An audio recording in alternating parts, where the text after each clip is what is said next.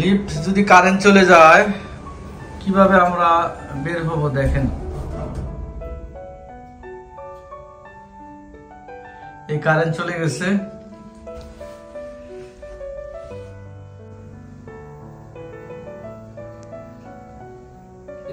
কোন ফ্লোরে গিয়ে ই করবে, স্ট্যান্ড করবে?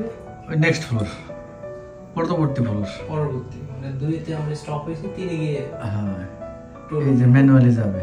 এই যে অটো এইভাবে যায় যায়, এখন কিন্তু মোটরে পাওয়া নাই। এই হলো, এই লেভেল হলো। এখন আমরা লিফট থেকে বের হয়ে যাব, যেহেতু আমাদের এটা কাজ হয়ে গেছে। এখন দেখেন ভিতরে কিন্তু অন্ধকার, অন্ধকার প্লাস এখানে একটা লাইট জ্বলতেছে। এই যে একটা লাইট জ্বলছে, এটা হলো ইমার্জেন্সি লাইট।